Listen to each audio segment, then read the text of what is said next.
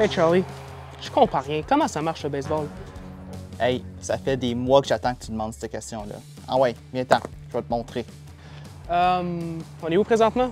Donc Mathis, le baseball, ça joue sur un terrain qui est en forme de diamant. Il y a deux équipes de 9 joueurs. Il y a une équipe qui frappe la balle. Son but, c'est de se rendre sur les buts. Et tu as une équipe qui est en défense. Son but, c'est de retirer les frappeurs avant qu'ils puissent se rendre sur les buts. Attends, là. Je comprends rien, là. C'est quoi un but exactement? C'est quoi ça? Donc Mathis, il y a 4 bases. Il y a le marbre, c'est là que tu frappes et c'est là que tu marques des points. Et le but, c'est vraiment de toucher à tous les buts pour marquer un point. Tu reviens au marbre. Donc il y a le premier, deuxième et troisième but.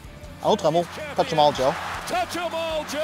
You'll never hit a bigger home run in your Je comprends bien, quand le frappeur touche le marbre, ça fait un point. Ça ressemble à quoi un match?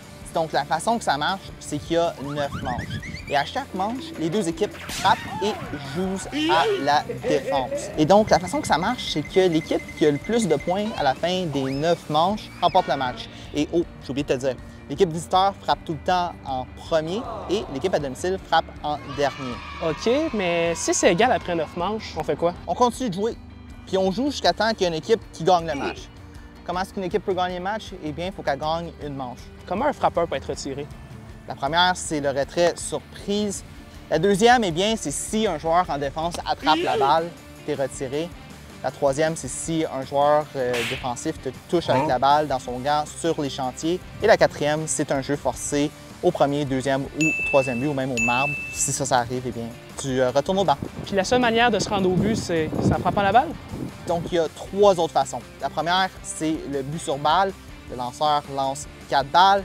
Une balle, c'est un lancer qui manque la zone des prises. La deuxième façon, eh bien, c'est si tu te fais frapper par un lancer. C'est un laissez-passer automatique au premier but.